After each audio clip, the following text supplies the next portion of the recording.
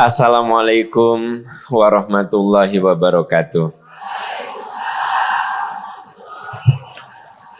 Bismillahirrahmanirrahim. Alhamdulillahirabbil alamin. Alladzi khalaqal mauta wal hayata liyabluwakum ayyukum ahsanu amala. Asyhadu an la ilaha illallah wa asyhadu anna Muhammadan abduhu wa rasuluh. Allahumma shalli ala Muhammad wa ala ali Muhammad kama shallaita ala Ibrahim wa ala ali Ibrahim fil alamina innaka Hamidum Majid.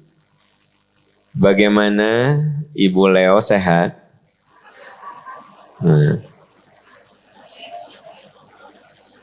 Karena Bu Leo itu kemarin sakit ya Bu ya. Dirawat 6 hari kan. Alhamdulillah sekarang sudah kuat lagi kesini. Kesini dengan siapa? Sendiri. Masya Allah. Perlu diketahui yang muda-muda biar semangat. Bu Leo ini umurnya sudah 85.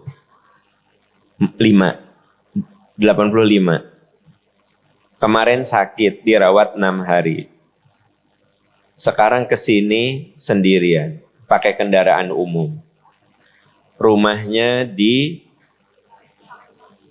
Cileunyi. Apa? Saya bilang tadi apa?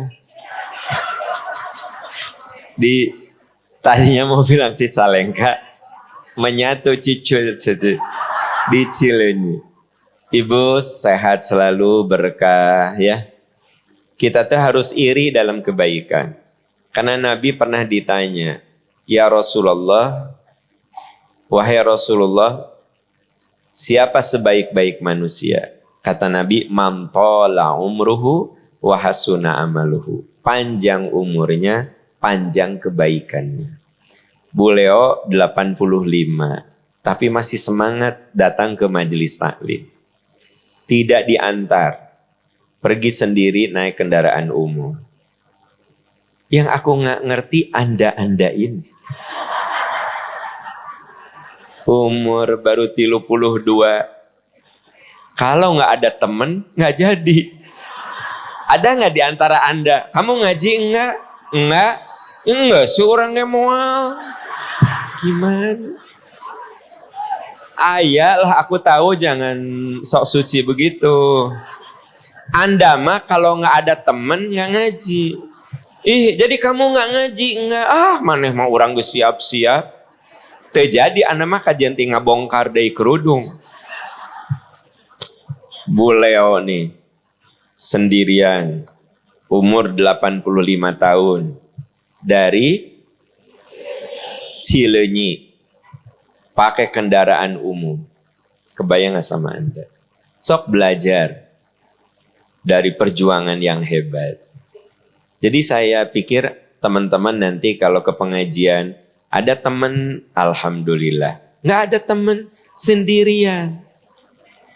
Saya tahulah ada beberapa orang di sini kalau temennya nggak pergi, gagal ya. Mitos apa fakta? Di sini juga ada tokoh, yaitu Abah Engkon. Abah Engkon ini umurnya 76. Masalahnya beliau ini dari Garut. 76 dari Garut. Ya. Pakai kendaraan umum. Berapa kali Abah Engkon? 4 kali.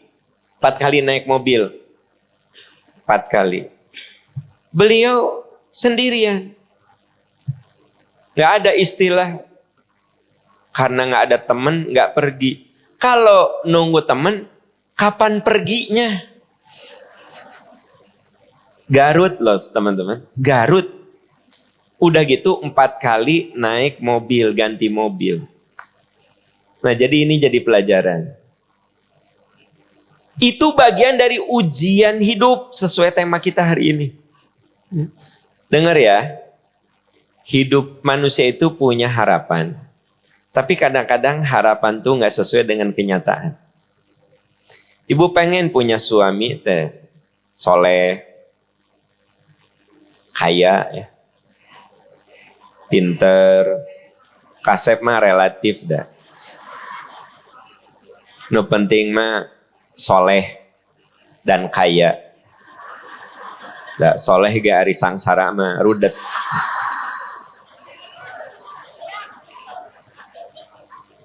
Ibu, kita ini semua punya harapan. Tapi perlu diingat ya, kadang-kadang harapan itu tidak sesuai dengan kenyataan. Ibu bapak di dalam Al-Quran menemukan surat Ali Imran. Ya kan? Ali itu artinya keluarga. Imran itu seorang yang soleh. Beliau bukan nabi, tapi saking solehnya namanya menjadi nama surat Ali Imran. Awas, cara bacanya bukan Al Imran, Ali Imran. Karena Anda mah suka terbawa dengan Al-Baqarah. Al-Baqarah, Al Imran, Al-Kahfi. Nah, pas Al Imran salah, Ali. Ali itu artinya keluarga Imran. Imran seorang suami yang soleh. Punya istri namanya Bu Imran. Siapa namanya? Karena saya lupa namanya, ada namanya tapi saya lupa. Udah aja kita sebut Bu. Bu Imran ini bernazar. Ya Allah, saya lagi hamil. Saya bernazar kepadamu, bersumpah kepadamu.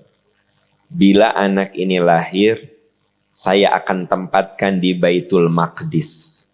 Jadi beliau bernazar baik bahwa anaknya itu akan mengabdi 100% untuk agama.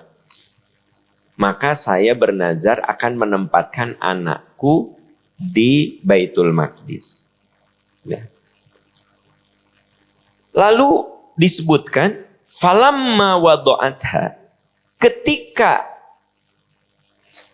Bu Imran ini melahirkan, qala rabbi inni wadu'tuha untha. Tuhan, ternyata anakku perempuan.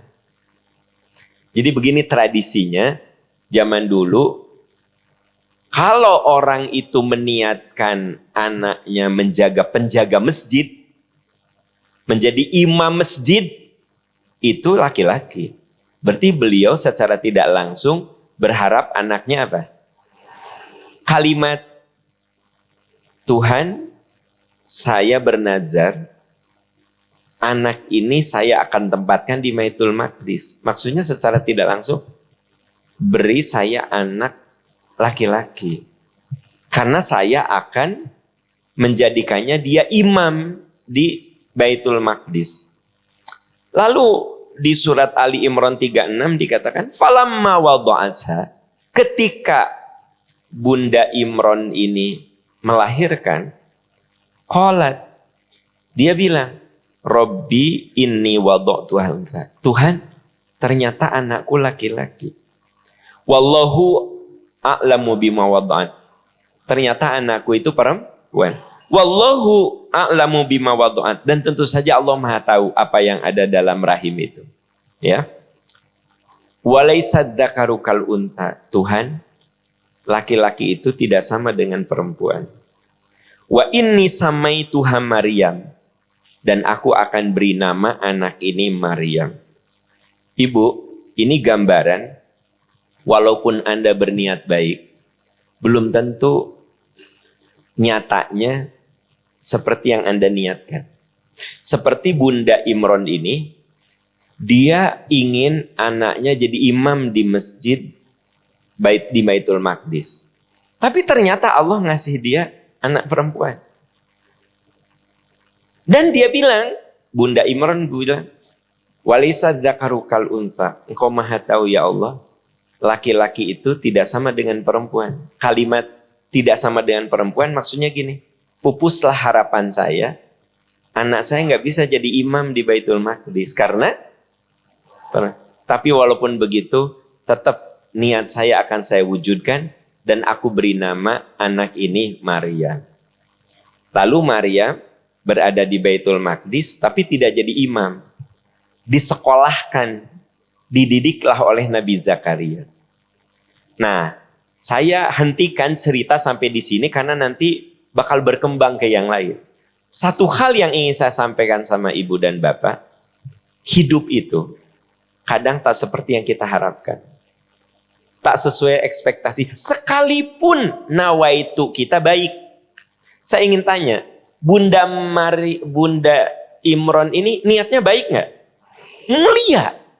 Saya akan tempatkan yang di rahim saya ini jadi imam di Baitul Maqdis. Niat yang mulia, yang agung, yang hebat. Di situ Allah menguji. Ya Allah, ternyata anakku perempuan. Dan laki-laki itu tidak sama dengan perempuan. Kalimat laki itu tidak sama dengan perempuan seolah gini. Jadi anakku nggak mungkin jadi imam. Karena dia perempuan. Gitu. Nah, pelajaran berharga bagi kita. Dalam hidup ini kadang tidak selamanya yang kita harapkan. Yang kita ekspektasikan menjadi kenyataan. Dan seringkali dalam hidup ini harapan-harapan itu tidak nyata. Mungkin ibu punya harapan suami itu ternyata kan kenyataannya kayak sekarang.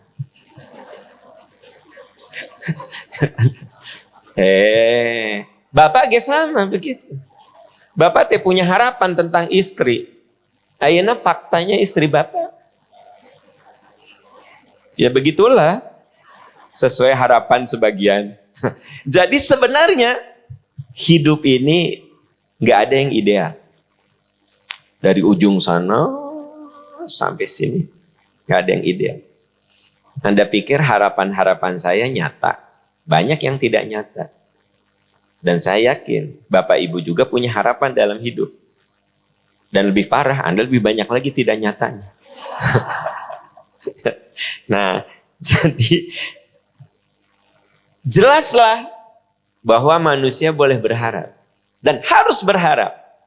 Tapi kita harus siap mental, tak semua harapan itu jadi kenyataan.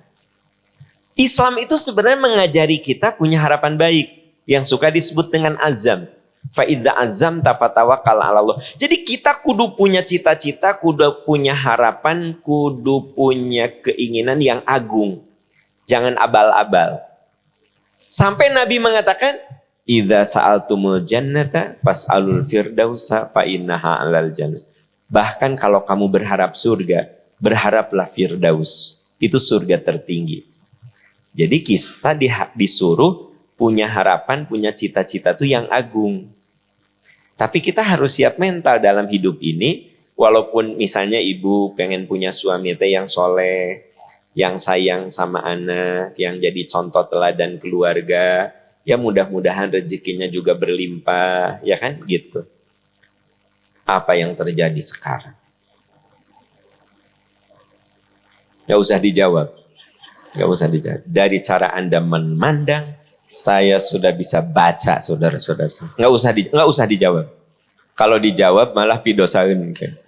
Nah, berarti emang hidup mah tidak selamanya sesuai harapan. Namun Islam mengajari kita harapan itu kudu agung. Surga saja minta firdaus. Tidak bagus Anda berdoa minta surga, ya Allah beri saya surga. Kelas melati juga nggak apa-apa ya Allah. Bahkan saya mah di halamannya juga nggak masalah ya Allah. Asal surga. Weh. Kata Nabi, kalau kau minta surga, minta firdaus. Gitu. Nah, contoh yang lain. Tentang keluarga dan keturunan. Ada doa yang saya yakin kita hafal semua. Rabbana hablana min azwajina wa dzurriyyah. Itu ideal loh Pak. Ya Allah beri kami pasangan hidup dan anak yang membuat hati kami sejuk. Ideal itu. Dan yang paling penting, jodoh mah bukan cantik, bukan ganteng. Bukan kaya, bukan miskin. Menyejukkan. Tapi mun kita punya suami nu kaya dan soleh, itu pasti sejuk.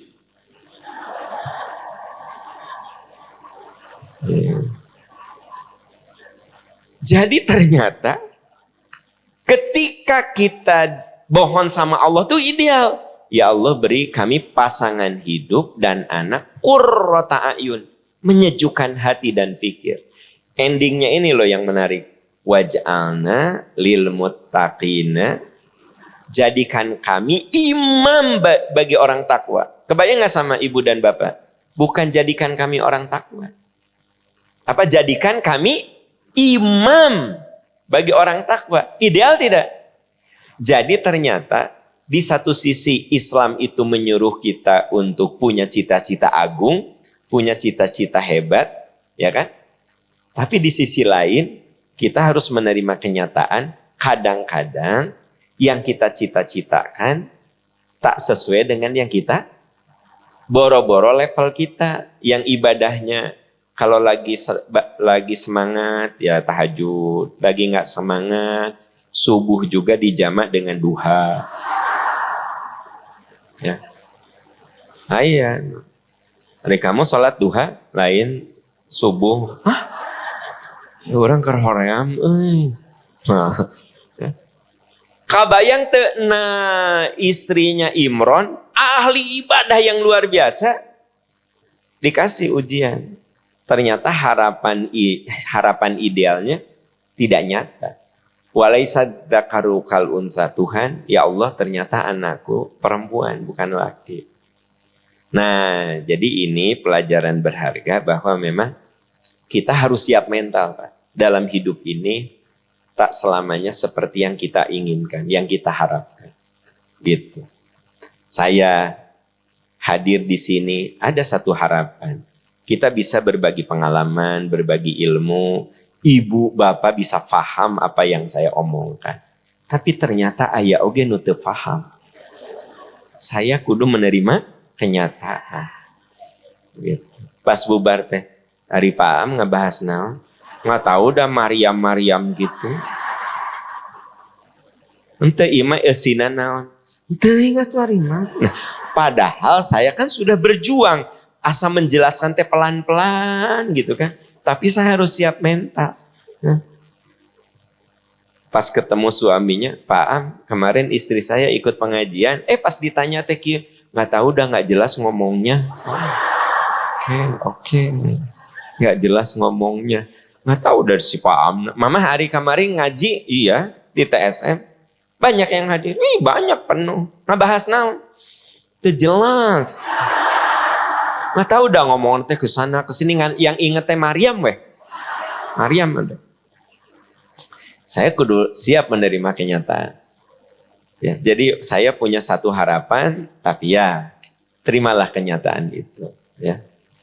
Nah, ibu bapak, ternyata kenapa harapan itu seringkali tidak sesuai dengan kenyataan? Karena inti hidup mah ujian. Anda perlu tahu nggak? Hakikat hidup mah ujian.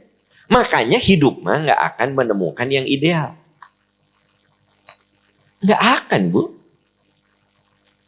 Suami ibu tidak ideal.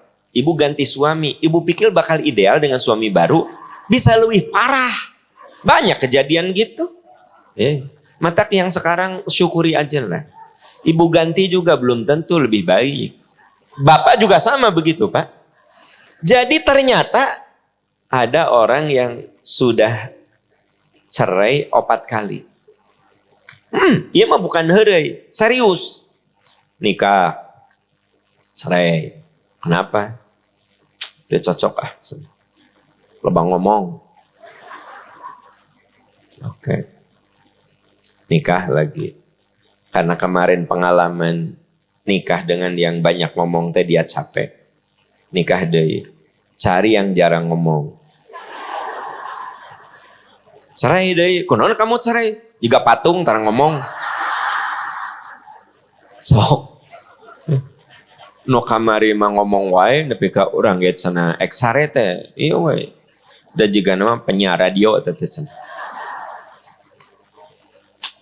Karena punya pengalaman dengan perempuan yang banyak ngomong teh capek, maka dia selektif banget. Cari perempuan yang jarang bicara. Akhirnya teh kuat oke. Asa jeung mayit urang mah.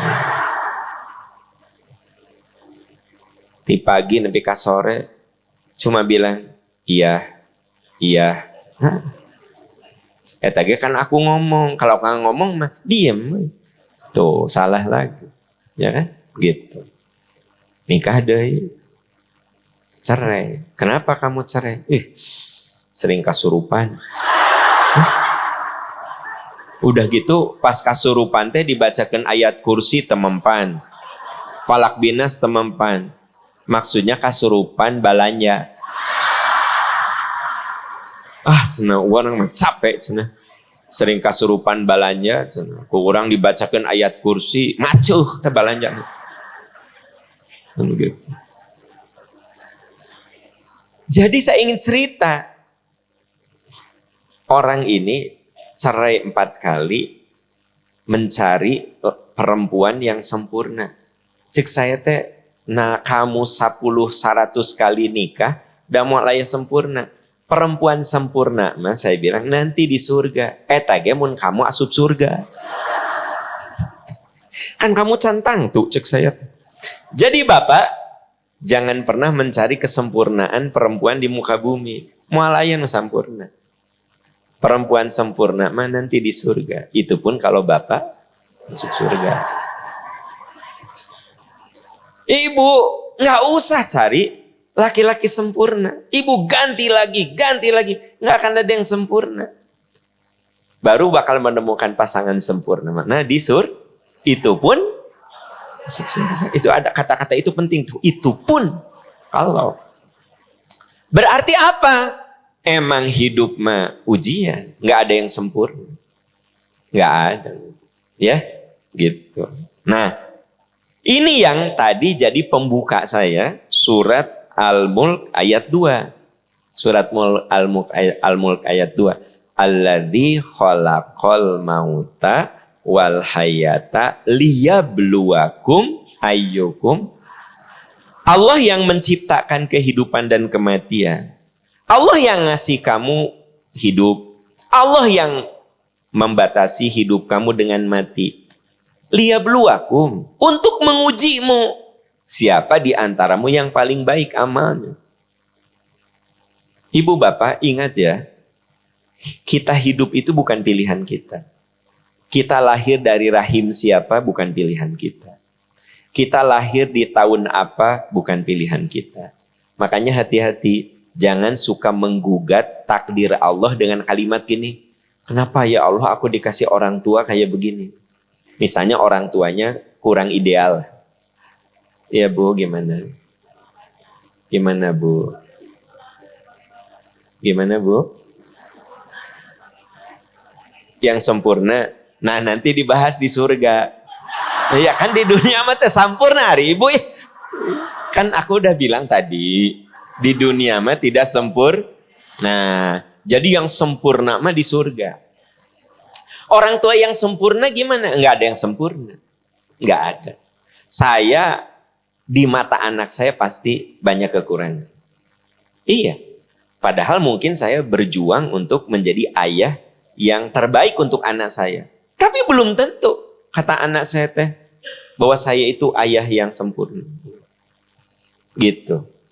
Makanya jangan salah loh. Kalau orang tua Anda dianggap banyak kekurangan, mungkin niatnya mah baik. Tapi ilmunya kurang. Contoh misalnya orang tua Anda teh sok ngabanding-banding. Teteh, belajar yang benar atuh. Tuh anaknya Tante Yuli. Sakitu pinterna. Hari kamu eleh bodoh dibanding dengan anak Tante Yuli. Pertanyaannya, itu teh nggak boleh gitu. Membandingkan tuh nggak boleh. Tapi mungkin orang tua kita niatnya baik. Iya. Tapi ilmunya nggak punya. Karena ibu bapak saya, kita tuh nggak boleh membandingkan anak boro-boro dengan anak orang lain. Dengan adik kakaknya aja nggak boleh. Belajar yang benar. Itu lihat itu kakak kamu matematikanya bagus terus. Kamu matematika teh tilu opat. Kenapa? Mungkin minat terhadap matematikanya kurang. Dia mah ternyata senangna karena olahraga. Matematika mah teresep. Ningali angka teh leng lieur budak teh. Tapi mau ningali bola, cenghar. Nah, jadi Semua orang tua niatnya baik. Tapi kadang karena ilmunya terbatas, keluarlah kalimat-kalimat yang buruk. Makanya jangan mengatakan, kenapa ya orang tua aku begini? Kenapa ya orang tua aku tidak demokratis, otoriter? Kan ada orang tua yang kalimatnya gitu, pokoknya. Ya. Kenapa ya? Udah, gak usah dibandingkan. Karena Anda tidak bisa memilih lahir dari orang tua yang mana. Terima aja. Gitu. Ya. Kenapa ya saya lahir di Garut jadi dibully? Di sekolah teh domba Garut. Kenapa sih emak teh jeung lahir aku di Garut teh. Jadi di sekolah teh disebut domba Garut. Bu, nggak boleh kita protes karena lahir di tempat mana, orang tua kita siapa kan bukan pilihan kita. Nah, karena itu kembali ke yang tadi, Allah menciptakan kehidupan dan kematian, intinya liyabluwakum, untuk mengujimu. Surat apa tuh?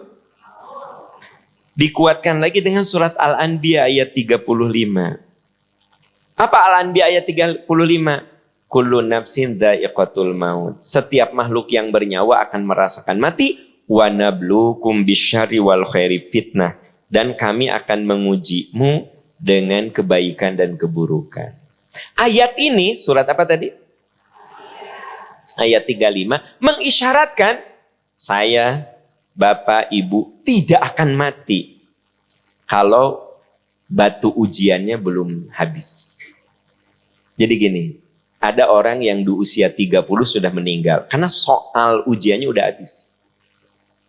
Tapi ada orang yang udah sepuh, sakit-sakitan, ideal nama udah meninggal dia teh.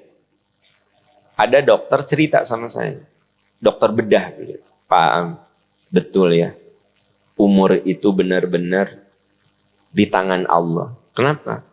Ada pasien yang perutnya sudah dibongkar, livernya udah bermasalah, ginjalnya sudah bermasalah, ususnya sudah bermasalah. Dioperasi teh berkali-kali. Sembuh bagian ini, dada nak kudu dioperasi. Jantungnya. Sembuh ini, kepalanya kudu dioperasi dibelah. Umurnya 87 tahun, tapi belum meninggal-meninggal. Pertanyaannya kenapa? Karena ujiannya belum selesai.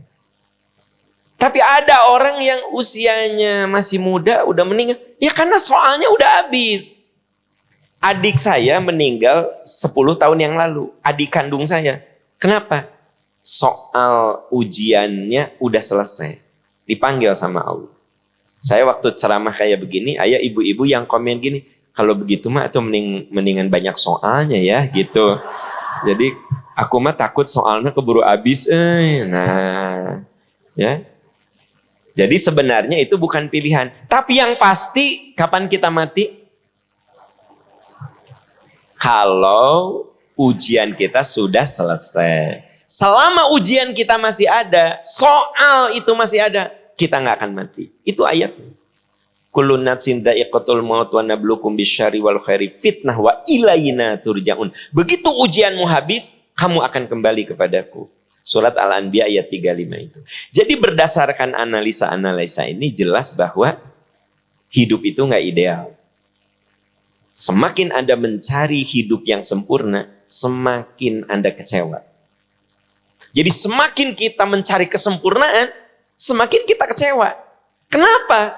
Sunnatullahnya, hukum alamnya, law of nature-nya tidak sempurna. Terus kita ngotot kudu sempurna. Nah, apa yang terjadi? Capek kita. Makanya harus paham fakta hidup ini. Bahwa tidak ada kesempurnaan di muka bumi ini. Tidak ada kesempurnaan. Nah kalau kita tahu tidak ada kesempurnaan, kita lebih bisa menerima kenyataan. Oh suami saya teh kekurangannya ini, ya udah saya terima. Udah saya ganti juga mungkin ada kekurangan yang lainnya. Yang tadi contoh, Aya nu ganti istri 4 kali, nu hiji banyak ngomong, nu hiji tara ngomong, jika mait nu hiji sering kesurupan balanya gitu. Kan nggak ada yang sempurna. Nggak ada yang sempurna. Ya, nah makanya bagaimana caranya kita menerima ujian atau menerima ketidaksempurnaan itu. Jadi ketidaksempurnaan itu bisa jadi ujian, ya nggak sih? Ketidaksempurnaan itu akan jadi ujian. Nah, yang pertama, Ibu, kalau kita ingin lapang hati menerima ujian atau ketidaksempurnaan, lapang hati mau menerima bahwa kenyataan itu tidak sesuai harapan, yang pertama kita lakukan rajin muhasabah. Itu yang pertama. Apa? Apa muhasabah? Introspeksi diri. Ini dijelaskan dalam surat Al-Hasyr ayat 19. Surat apa? Surat ke-59 ayat 19. Ini yang pertama. Biasakan kita introspeksi diri. Ya ayyuhalladzina amanu taqullah. Hai orang yang beriman, takwalah kamu kepada Allah. Wal tandur nafsum ma qaddamat liqad. Hendaklah setiap orang melihat apa kekurangannya agar bisa diperbaiki, agar hari esoknya lebih bagus. Jadi ingat, hidup itu tidak sempurna, pasti ada kurang-kurangnya. Maka yang pertama, biasakan kita melakukan muhasabah, introspeksi diri. Ya, bahkan Ibu, termasuk hal yang mulia. Kalau Ibu suka nanya begini, Ayah, apa yang kurang dari Mama? Biar Mama memperbaiki diri. Istri Bapak suka pada ngomong gitu enggak? Belum dijawab udah ngaku. Bu, supaya Ibu gini, Ayah, nggak kerasa ya rumah tangga teh udah 15 tahun. Apa yang harus Mama perbaiki dalam rumah tangga ini? Suami teh diam aja. Ayah jawab. Ayah gak bingung harus dari mana. Pokoknya ayah lah. Tilu 3 aja. Gak apa-apa. So. Gini mah ya, bener nih. Iya so. Mama teh baru denger tausiah, pengen mengamalkan. Kan yang pertama muhasabah, sok. Kata suami teh, iya mah. Mama teh kalau marah kadang suka nggak jelas sebabnya. Ujug-ujug cemberut, ujug-ujug baut, ujug-ujug ketus, eta yang ayah rasakan. Cek saha tanpa sebab. Langsung kata siapa tanpa sebab? Pasti ada sebab. Nggak ada sebab gimana sih? Bu, Ibu sayang, Anda teh diem. Oh itu ayah ya. Jadi mama teh kadang ketus, kadang marah. Terus apa lagi ayah? Yang kedua, mama teh suka membahas hal-hal yang udah terjadi sekian lama gitu. Waktu kerbobogohan wae masih sok dibahas. Ingat, waktu itu kamu. Terus apa lagi ayah? Yang ketiga, mama teh udah tahu baju teh sekarang nggak mungkin balik lagi ke S. Mama kan sekarang udah XXL. Eta baju yang ukuran S kan ayah udah bilang, Mama, daripada memenuhi lemari, udah edukasi. Tapi kan Mama suka bilang, siapa tahu nanti balik lagi badan ke S. Eta teh Mama cek ayah mah asa moal mungkin. Ibu, ya. Dengerin, ibu bakal kayak, tuh udah sok ngahina ayah mah. Istri teh kudu dimuliakeun, kalau dihina, ibu diem. Jadi, ini kan ceritanya muhasabah. Tanya, apa kekurangan aku ayah? Kalau dia cerita, oh iya, nanti mama perbaiki. Itu caranya. Nah, Anda mah, hari di bejaan, ngambek gitu. Bapak, kita ke anak, Bu. Nah, papa teh kadang suka pengen kamu teh lebih berhasil, kuat menghadapi kehidupan. Tapi mungkin saja papa teh salah ngomong ke kamu. Sok, apa yang harus papa perbaiki? Nah, kalau dia ngomong Pak, anak kita dengerin. Oh iya, nanti papa perbaiki. Jadi mun aya nu perbaiki.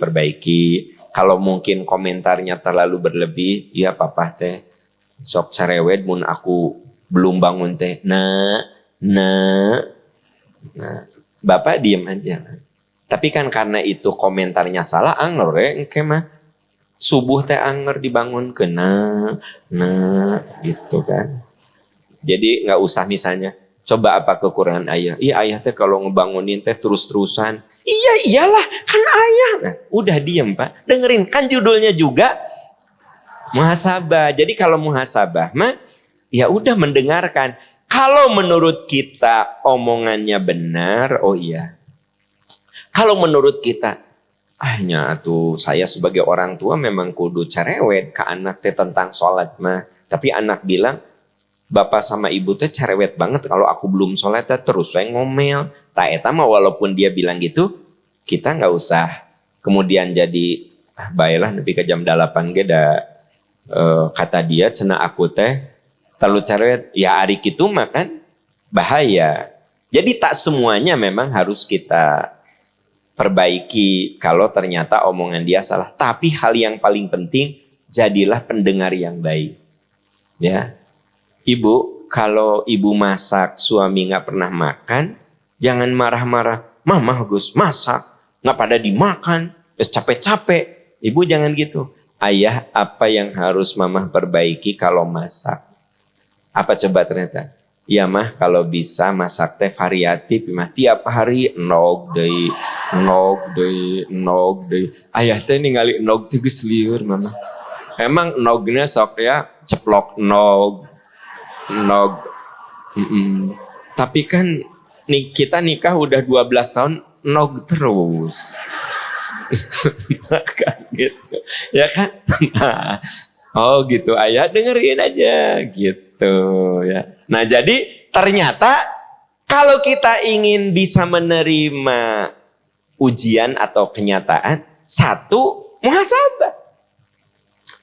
Kalau kita jadi guru, begitu murid kita yang depan ngaplek, yang tengah kieu, yang belakang kieu. Nggak usah marah-marah. Kalian ini gimana? Tidak menghargai guru. Jangan gitu Pak Guru, Bu Guru. Introspeksi. Apakah jangan-jangan ini cara mengajar saya? Membuat murid teh hayang barobo. Andai ini di masjid ini 80% ngaraplek gitu. Jadi yang nggak tidur teh yang depan we nggak enak bener ku saya kyo, ieu teh geus bareureum. Maka saya tidak perlu marah-marah. Misalnya, tolong dong Bu ya, kita saling menghargai ya. Saya jauh-jauh ke sini tausiah, ibu malah tidur. Nggak boleh. Tapi gini, kenapa ya pada barobo? Yang bangun teh yang paling depan atau mata teh geus bareureum geus. Berarti saya kudu muhasabah memperbaiki cara saya bicara gitu. Itu seringkali loh dalam hidup ini kita menyalahkan orang lain. Padahal sebenarnya yang harus diperbaiki itu diri kita. Disalahkan, kalian mamah masak kalau nggak GoFood gimana sih? Nah ternyata ya nggak GoFood gimana masakannya. Pas disodorkan ke ucing teh utah. Oh, tete ucing. Ya kan gitu. Oh, ucing wae utah. Nah, jadi dengan demikian dalam hidup mah kudu sebelum nyalahin siapapun, sebelum apapun introspeksi. Allah berfirman, "Hai orang beriman, takwa kamu lihat apa yang sudah dilakukan agar hari esokmu lebih bagus." Jadi kalau kita ingin merasa ringan dari segala ujian, biasakan introspeksi, biasakan muhasabah gitu. Jadi hidup itu tak selamanya seperti yang kita harapkan. Hidup itu tidak ideal. Jangan pernah mencari yang ideal di muka bumi ini. Pasti Anda kecewa. Hidup ini akan diwarnai dengan ketidaksempurnaan. Maka yang pertama adalah biasakan kita muhasabah. Yang kedua, munajat. Apa Bu? Munajat. Munajat itu artinya beribadah, bermohon dalam keadaan banyak orang-orang sedang tidur lelap. Apa Bu? Biasanya. Bermohon dalam keadaan jadi gini, munajat itu kita dekat dengan Allah di saat orang-orang tidur lelap. Karena ibadah ini ibadah yang dikategorikan sebagai ibadah kelompok minoritas. Begini, kalau di rumah itu ada 10 orang, percayalah yang bangun jam 3 sholat itu paling 2 orang. Ya, kalau di satu RW itu ada 1000 orang, percayalah yang bangun jam 3 sholat, mohon, munajat, itu nggak akan lebih dari 100 orang. Makanya yang namanya sholat malam, itu sholat yang hanya dilakukan oleh sebagian orang. Nah, ibu bapak di sini mah tipe orang kategori sebagian orang itu. Ibu bapak di sini tipe yang masuk pada sebagian orang itu, sebagian kecil. Jadi saya kasih gambaran, kalau di satu rumah, saya ulangi, 10 orang. Dan saya mah yakin, nggak mungkin 10-nya tahajud. Paling 3-an, 2-an, atau mungkin 1 orang. Kalau satu RT, ada 300 orang, saya mah yakin.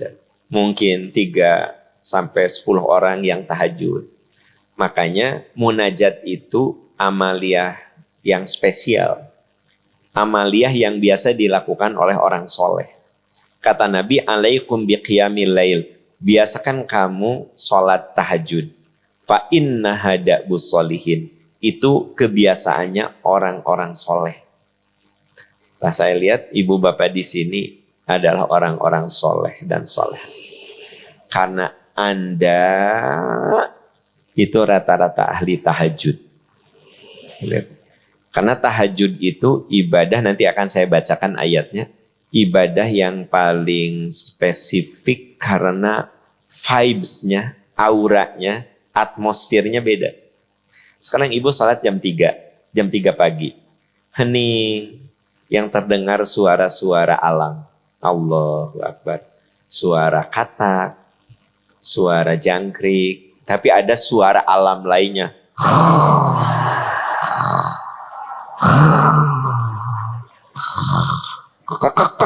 Itu kan suara alam juga.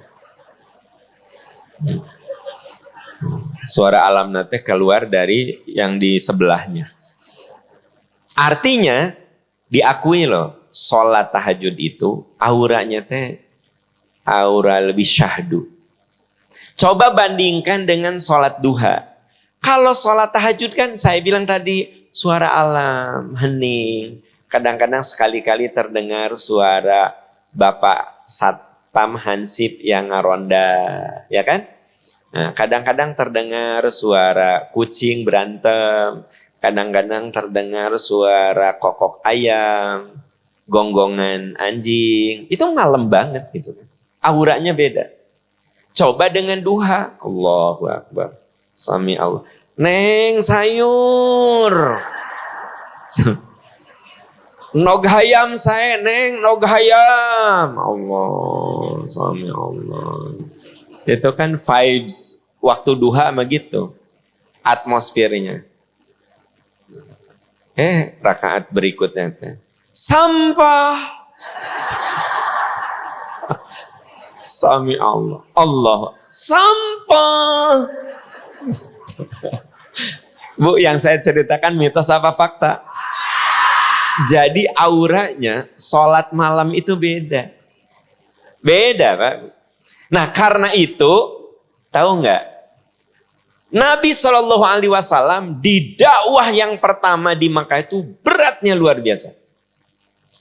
Dihinakan, difitnah, jelas fisik mah dilempari batu, diludahi. Sahabat Nabi ada yang dibunuh, seperti Sumayyah itu dibunuh. Bilal disiksa. Anda tahu nggak? Allah berfirman, Ya ayyuhal muzammilu, qumil laila illa qalila, nisfahu awin qus minhu qalila, auzid alaihi warattilil qur'ana tartila. Ketika Nabi diuji dengan ujian yang berat, bangun kamu di malam hari. Salat kamu. Inna nasyiatal laili hiya asyaddu wat'aw wa aqwa mukil. Karena kamu sholat di malam hari itu lebih mendalam bagi dirimu. Jadi Nabi ketika di dakwah awal ketika di Makkah itu Masya Allah. Sekali lagi beliau direncanakan untuk dibunuh, sahabatnya juga dibunuh. Wah, pokoknya segala penderitaan.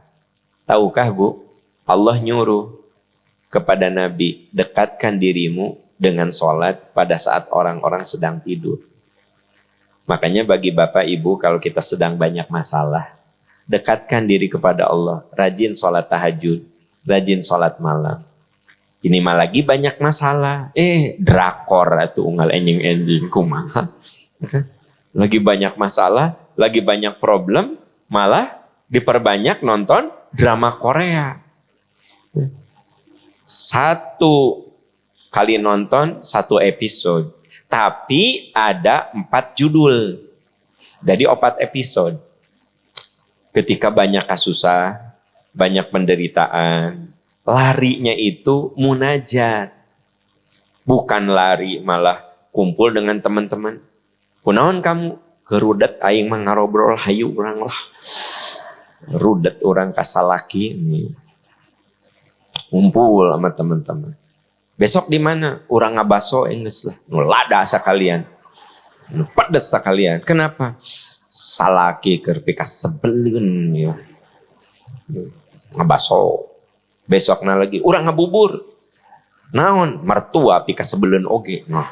Jadi kalau lagi banyak masalah bukan lari karena baso, karena soto. Bapak kalau lari karena Siti, tapi nah, hari Ibu Siti teh tukang jualan soto. Nah, Bu, hari saya ngomong teh Anda jangan menafsirkan yang enggak. Maksudnya, kalau kita lagi banyak ujian, jangan lari ke yang aneh-aneh. Munajat. Sok sholat, curhat sama Allah. Barengi dengan tetesan air mata, sok nggak apa-apa. Saya ingin ingatkan Nabi Muhammad SAW pada saat dakwah di Mekah itu penderitaannya luar biasa. Sama Allah disuruh apa? Sholat di waktu malam. Nah makanya poin yang kedua itu adalah munajat. Buka surat 32 ayat 16. Surat As-Sajdah ayat 16. As-Sajdah ayat 16. Tatajafa junubuhum anil madaji'. Coba yang bawa Quran cek betul nggak?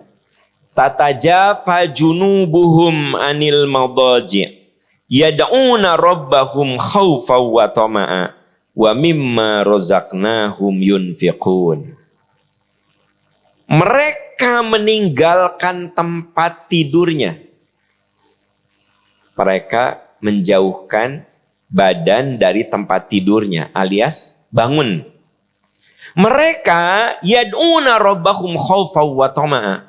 Berdoa kepada Tuhannya dengan penuh harap dan takut.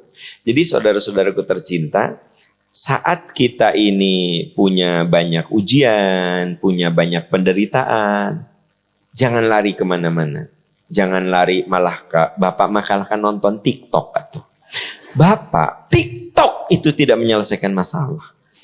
Komo mau ditinggal itu kalau gutak gitek.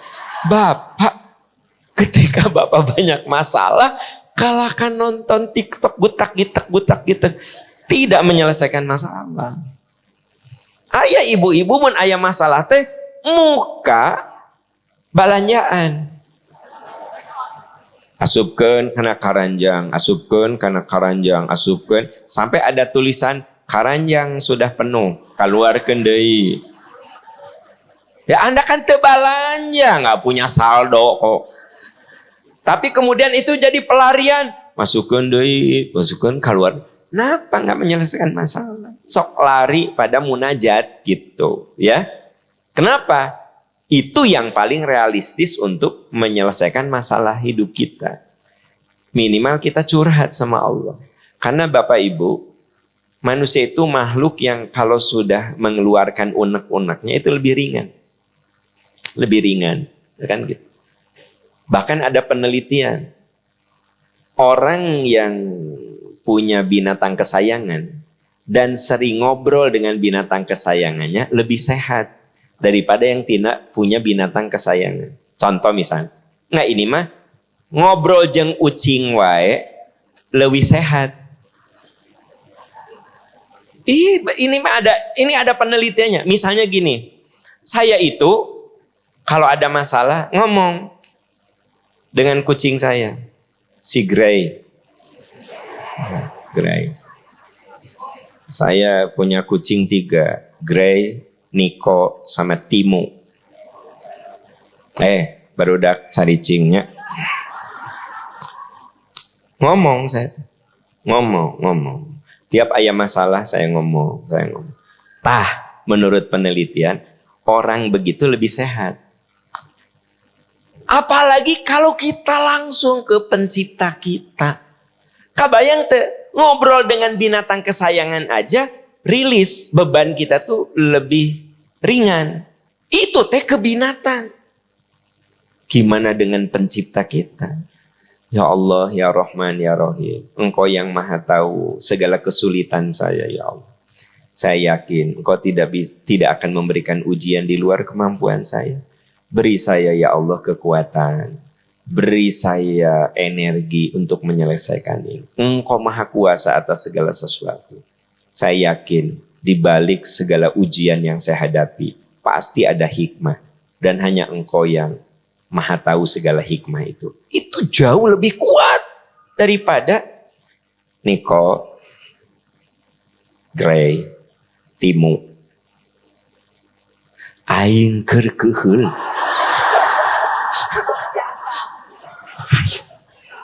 Kucing teh kararieu. Ada penelitian ngomong pada binatang kesayangan, pada tumbuh-tumbuhan, ada penelitiannya, Bu. Saya ngomong teh nggak ngasal. Misalnya ibu yang suka seneng tanaman.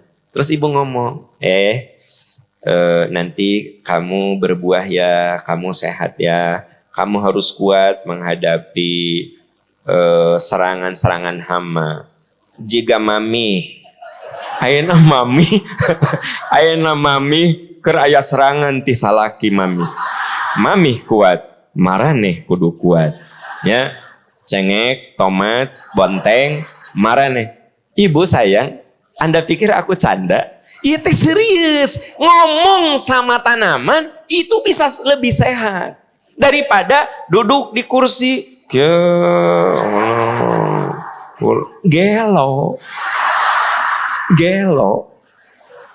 Ujo juga gelo. Tapi kalau ngomong ke tumbuh-tumbuhan, ke pertanian, ya. Dulu saya nggak ngerti, nenek saya kalau ke sawah, ya, suka gini, hei pare teh apa? Padi. Ternyata itu teh bener menurut ilmu kekinian. Hei pare, mane sing kuat, nyang harepan hama, maneh kudu kuat. Nek teh almarhum kalau ke sawah suka gitu. Ternyata si tanaman itu merespon. Ya. Jadi saya ingin cerita nih, ngomong ke tanaman itu sehat. ngomong ke binatang kesayangan itu sehat. Apalagi Anda saya curhat kepada Allah Maha Pencipta. Sok, omongin segala yang menurut Anda berat. Oh, katakan. Kenapa? Karena Allah Maha mendengar segala keluhan kita. Nah ini, mereka meninggalkan tempat tidurnya, yad'una rabbahum, mereka bermohon kepada Tuhannya, khaufaw wa tama'a. Nah, ada lagi surat Al-Isra ayat 79-80. Ini masih munajat. Surat apa? Ayat 79-80. Masih pembicaraan tentang munajat. Kalau tadi mah ayatnya, mereka meninggalkan tempat tidurnya. Kalau sekarang itu bahasanya surat ke-17 ayat 79-80. Sudah ditemukan? Wa minal laili gitu. Wa minal laili, pada sebagian malam, fatahajjad bihi nafilatan laka, tahajud kamu sebagai sholat sunnah untukmu. Asa ayyab asaka rabbuka maqaman mahmuda, semoga Allah mengangkat derajatmu ke derajat yang tinggi. Coba perhatikan di ayat itu, wa minal laili, sebagian malam. Jadi ibu untuk sholat tahajud nggak usah begadang, nggak usah. Cukup ambil sebagian malam kita. Jadi jangan sampai gini, tinggalinya mata orang berem kan, orang begadang. Kenapa begadang? Tahajud. Kita telegeg saudara-saudara. Dan Nabi mah mau tahajud tidak pernah begadang. Nggak ada begadang-begadang. Tapi bagaimana kita memanage, mengatur waktu tidur. Ayat ini mengatakan, wa minal laili, sebagian malam. Fatahajjad bihi nafilatan laka. Sok kamu tahajud. Jadi Nabi itu mencontohkan, beliau kalau habis sholat isya, tidur. Tidur lebih awal, bangun lebih awal. Tidur jam 7:30, bangun jam 3. Saya lihat ibu juga sama, tidur 7:30, bangun 7:30. Berarti kategorinya tidur lebih awal, bangun paling akhir. Nah, Nabi itu bangun lebih awal, tidur lebih awal, bangun lebih awal. Makanya untuk tahajud itu tidak perlu begadang. Tinggal diatur aja jam tidurnya. Wa minal laili fatahajjad bi. Sok kamu tahajud. Kenapa? Asa ayyab asaka rabbuka maqaman mahmuda. Semoga Tuhan memberikan kedudukan mulia untukmu. Wakul, baca oleh kamu di saat tahajud itu, Robbi adkhilni mudkhala sidqin wa akhrijni mukhraja sidqin waj'alli min ladunka sultanan nasira. Teman-teman yang belum hafal, Anda hafalkan surat Al-Isra ayat 80. Itu doa tahajud. Ya Allah, masukkan aku ke dalam satu urusan dengan cara benar, dengan cara baik. Keluarkan aku dari satu urusan dengan cara yang benar, dengan cara yang baik. Jadi ya Allah, kalau aku punya urusan, beri aku kekuatan untuk menyelesaikan urusan itu. Endingnya itu yang menarik. Waj'alli min ladunka sultanan. Ya Allah, berikan kekuatan kepadaku dari sisimu. Berikan kekuatan yang menolong diriku dari sisimu. Dengar ibu bapak tercinta, dengar baik-baik. Seberat apapun ujian Anda, kalau Allah nolong, Anda tidak akan merasa berat. Mungkin teman-teman Anda bilang, ya Allah Bapak, ujian Bapak menisak itu berat. Nah, tapi Bapak tidak merasa berat. Biasa aja. Karena apa? Allah menolong.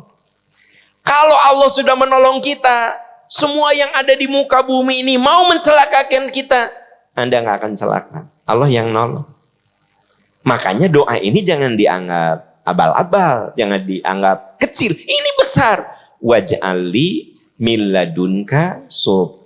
Ya Allah, berikan pertolongan kepadaku dari sisimu. Min ladunka, langsung engkau yang menolong aku. Nah jadi betapa pentingnya kalau kita sedang ada masalah, ada problem. Dan saya tadi ungkapkan, hidup mah akan selalu ada masalah. Selalu ada ujian. Ya. Nah tadi di surat Al-Anbiya saya lupa, ujian itu khair wa syarr, bisa berupa kebaikan ataupun keburukan. Ibu yang hidupnya baik-baik saja, itu ujian. Bapak yang hidupnya baik-baik saja, anak nggak ada masalah, istri nggak ada masalah, bapak rezeki baik-baik saja, karir bagus, bapak itu teh ujian. Karena ujian mah hanya dua. Kalau nggak dirasa enak, dirasa nggak enak. Makanya ada dua sosok representasi ujian di Quran. Ada yang diuji seperti Nabi Sulaiman, diberi ilmu yang banyak, diberi kekayaan, diberi kekuasaan. Kalau kekayaan, kekuasaan, dan ilmu udah berlimpah, apapun bisa. Kata Nabi Sulaiman, ashkuru am akfuru. Ini ujian untukku, aku syukur atau kufur. Ada juga representasi satu lagi, Nabi Ayub. Nabi Ayub tuh kaya, Pak. Tapi kemudian diuji dengan penyakit. Dan Anda tahu, penyakit itu, berobat itu bisa memiskinkan orang. Apalagi pada zaman itu, Pak, belum ada BPJS. Belum ada. Jadi kalau orang sakit berobat menggunakan koceknya sendiri. Terus apa yang terjadi? Nabi Ayub tadinya kaya jadi miskin karena penyakit. Bahkan kalau udah miskin gitu ya orang-orang bilang itu Ayub katanya jangan ada di kampung kita. Nanti penyakitnya nular. Diusir dari kampungnya. Istrinya yang mendampingi nggak kuat juga. Ditinggalkannya oleh istrinya. Nah jadi hidup mah bisa diuji oleh seperti Nabi Ayub atau Nabi Sulaiman. Ibu kalau boleh saya tanya. Ibu ujiannya pengen kayak Nabi Ayub apa Sulaiman? Masya Allah. Saya suka ngasih tausiah itu dari umur 20. Jadi hampir 40 tahun. Nggak ada orang yang ketika ditanya ingin ujiannya seperti Nabi Ayub. Nabi Ayub rata-rata di mana-mana Sulaiman. Tapi hidup kan, ujian kan bukan pilihan kita. Karena ujian mah hak prerogatif Allah. Diuji A, B, C, D. Kumaha Allah? Gimana Allah saja? Ada yang diuji oleh anak, ada yang diuji oleh istri. Kan ada orang yang istrinya soleh, anaknya soleh, mertuanya bager, atau rumah ti mertua, perusahaan ti mertua. Bager pisan. Ya kan? Apa ujiannya? Segala penyakit ayat. Segala penyakit itu di dalam tubuh nanti. Kalau dicek teh, gula darah 420, kolesterol 300, ya, asam urat 12, nah kan gitu. Tensi selalu di atas 140, ya, per 85. Tapi apa? Anak bager, istri bager, mertua bager, penyakit. Aya nu sehat. Ujiannya apa? Bisa saja anaknya, bisa saja istrinya. Nggak bisa milih. Nah, karena itu, ibu bapak, doa yang tadi, Robbi adkhilni mudkhalas. Ya Allah, masukkan aku ke satu urusan dengan cara yang baik menurutmu. Lepaskan aku dari satu urusan dengan cara yang baik menurutmu. Waj'alli min ladunka sultanan nasira. Beri hamba kekuatan langsung darimu. Kabayang tuh, miladunka teh langsung darimu. Dan teman, Bapak Ibu sahabat tercinta, kalau Allah nolong, nggak akan ada yang bisa mencelakakan kita. Semua orang berencana mencelakakan kita. Kalau Allah ditolong, Anda nggak akan celaka. Gitu ya. Jadi yang pertama tadi apa? Muhasabah. Yang kedua, munajat ya. Nah, yang ketiga Ibu Bapak ya, berhias dengan amal soleh. Berhias dengan amal soleh itu maksudnya tingkatkan amaliyah soleh kita. Jadi kalau kita lagi dapat ujian, kudu makin dekat dengan Allah. Tadinya nggak pernah saum Senin Kemis, jadi saum Senin Kemis. Tadinya nggak pernah duha, jadi sholat duha. Jadi justru kalau lagi diuji sama Allah tuh bukan menjauh, mendekat dengan amalan-amalan soleh. Jadi yang pertama muhasabah, yang kedua munajat, yang ketiga tingkatkan amalan soleh. Tadinya nggak pernah baca Quran, jadi baca Quran. Ya. Ibu, ada orang yang diajak ngaji, nggak pernah mau dari tahun 2023. Nggak mau. Selalu bilang nanti, mangga tipayun, insya Allah nyusul. Eta ti tahun 2023. Tapi kemarin di Desember 2025 dia mau ngaji. Kata teman teh, alhamdulillah kamu sekarang ngaji. Iya, suamiku bermasalah. Jangan menertawakan, itu jauh lebih bagus daripada enggak bener teh. Jadi jangan gini, kamu mah ari geus salaki bermasalah kakarang ngaji. Anak geus jadi problem baru ngaji. Dari 2023 aku ngajak ke kamu ngaji, nggak pernah mau. Ari geus banyak masalah kakarang ngaji kamu mah. Jangan ngomong gitu. Alhamdulillah dia larinya ke pengajian. Ya. Gitu. Daripada larinya ke karaoke, my love, gitu naon sok. Ke karaoke gitu. Ya tuh mendingan ke pengajian, ya enggak? Pas ke pengajian teh bacaan Qurannya belum lancar, nggak usah dihinakan, biarin saja. Kenapa? Itu pelarian yang bagus kepada agama. Itu pelarian yang bagus untuk berhias dengan amal soleh. Ini dijelaskan di surat Al-Kahfi ayat 110. Surat Al-Kahfi ayat 110. Faman kana yarjullah faman kana yarju liqa Allah falyamal amalan sholiha wala yusyrik bi ibadati rabbih ahada. Ya. Betul ayatnya itu? Tapi awalnya apa?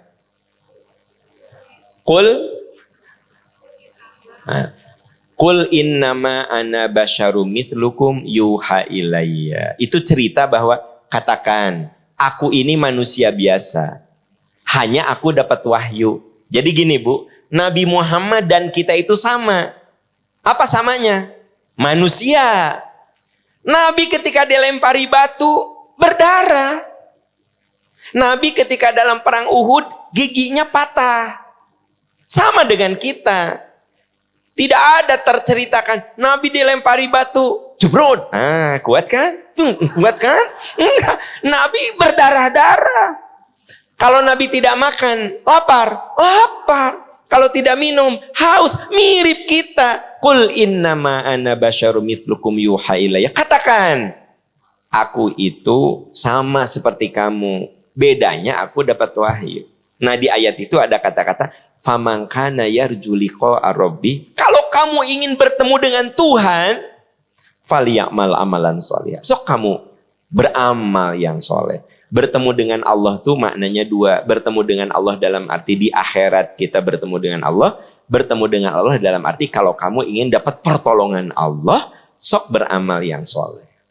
Jadi amal itu ibu bapak, amal soleh. Itu salah satu pembuka turunnya pertolongan Allah. Ada satu riwayat yang cukup panjang di dalam kitab Riyadhus Shalihin, hadis riwayat Imam Muslim. Ada 3 orang yang terjebak dalam gua. Jadi ada 3 orang melakukan perjalanan.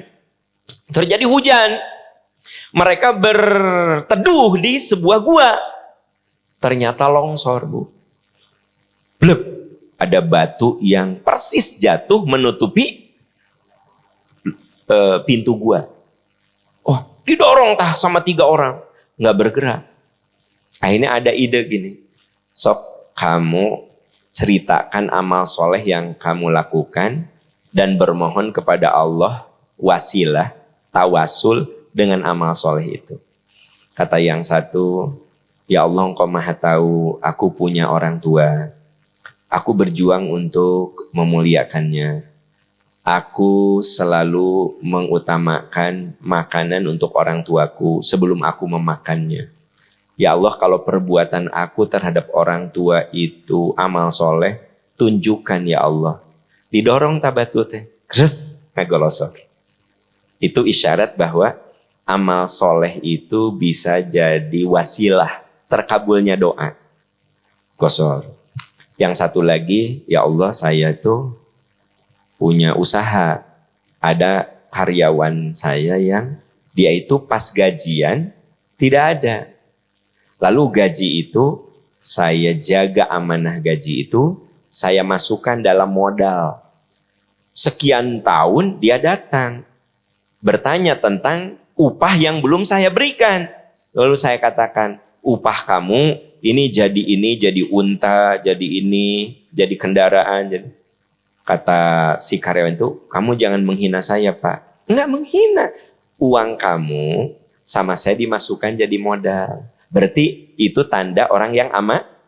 Ya Allah, bila apa yang saya lakukan terhadap karyawan saya ini satu amal soleh, tunjukkan ini sebagai suatu kebaikan. Didorong tak? Kolosor lagi. Nah ini yang kemudian suka disebut dengan tawasul dengan amal soleh. Jadi tidak salah kalau ibu begini. Ibu seumur hidup belum pernah Senin Kemis. Cuma Ramadan saja. Satu saat, Mama doain akulah. Aku pengen diterima di perguruan tinggi ini. Ibu iraha puasa Senin Kemis. Ibu jadi Senin Kemis, ibu duha, ibu tahajud, nawaitunya. Semoga ini akan menolong doa-doa saya. Itu teh boleh. Paham maksudnya? Itu namanya wabtaghu ilaihil wasilah. Tawasul dengan amal soleh. Itu namanya menjadikan amal soleh sebagai kekuatan. Karena itu di ayat ini dikatakan, faman kana yarju liqa rabbih, siapa yang berharap bertemu Allah, siapa yang berharap turunnya pertolongan Allah, coba falyamal amalan sholihan. Kamu harus meningkatkan amalan soleh. Ya, karena itu tidak salah kalau ada teman yang mau umroh, teteh mau umroh, iya, dengan travel mana? Percikan Iman Tour and Travel lah. Travel terbaik yang aku tahu. Oh, teteh mau umroh dengan Percikan Iman Tour and Travel ya. Teteh titip doalah saya di sana ya. Itu teh boleh. Itu sahabat suka bilang gini kepada yang mau umroh. Ya ukhayya la tansana bidu'aika. Wahai saudaraku, kamu mau umroh, doakan saya di sana. Kenapa kita boleh titip doa kepada yang berumroh? Tawasul dengan amal soleh. Di sana dia tawaf, dia sa'i, dia ibadah. Belum lagi umroh atau apalagi haji. Itu ibadah yang tanda petik butuh pengorbanan materi, butuh pengorbanan fisik, butuh pengorbanan waktu. Memang cuma 9 hari. Tapi bagi bapak-bapak yang super sibuk, 9 hari itu luar biasa. Belum lagi harus ada biaya. Nanya umroh, langsung aja dimakan. Ada pesawatnya segala macam. Jadi sebenarnya tidak salah kita bilang, teteh doain aku ya di sana. Nah ibu bapak, ketika Anda berumroh, doa yang bagus, yang sungguh-sungguh. Kenapa? Semoga itu jadi tawasul, semoga itu jadi penguat untuk terkabulnya doa kita. Faman kana yarju liqa rabbih. Kalau kamu berharap bertemu Tuhan, kamu berharap pertolongan Allah, falyamal amalan. Sok tingkatkan amalan soleh. Jadi saat kita menghadapi penderitaan, ujian, terpaan, 1, muhasabah, introspeksi. 2, munajat. Ya. 3, kita meningkatkan amalan soleh. Nah, yang terakhir, yang keempat adalah, keempat ya Bu ya? Ya. Yang keempat adalah menerima dengan ridho. Jadi apapun kudu diterima dengan ridho. Jadi jangan suka memberontak. Kenapa aku dikasih ujian kayak begini? Kenapa aku dikasih penyakit kayak begini? Kenapa? No.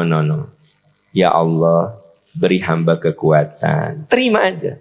Makanya Anda sering mendengar kalimat alladzina idza asobathum musibah qalu inna lillahi. Artinya itu menerima. Ya Allah, semua darimu, kembali kepadamu, saya terima. Karena ketika kita mau menerima, itu energi kita lebih berlimpah. Kalau orang diberi sakit, menerima, itu daya tahan tubuhnya lebih bagus. Daripada dia diberi sakit, kenapa ya Allah aku diberi sakit seperti ini? Kenapa? Berontak, itu malah lebih ngedrop daya tahannya. Jadi yang keempat itu menerima dengan ridho. Itu surat ke-9 ayat 59. Surat ke-9 ayat 59. Walau annahum radu ma atahumullahu wa rasuluh wa qalu hasbunallah sayu'tinallahu min fadlihi wa rasuluh inna ilallahi raghibun. Ada Bu ayatnya? Surat At-Taubah ayat 59 ya. Walau annahum radu ma atahumullah. Sekiranya mereka selalu ridho menerima. Jadi Bu, Pak, kalau ada apa-apa teh terima aja dulu. Ibu divonis sakit, terima. Ini ujian. Ibu dikecewakan oleh anak, terima dulu. Ujian. Dan introspeksi, kenapa anak kita jadi pemberontak. Gitu. Kalau istri bapak sok ngalawan, terima dulu. Nah hanya pamajikan teh juga kieu ya. Tahu gini mah tuh, aku tidak akan nikah dengan Wiwi. Geus jeung Echa hari tadi. Karena waktu itu pilihan bapak Wiwi, Echa sama Rina.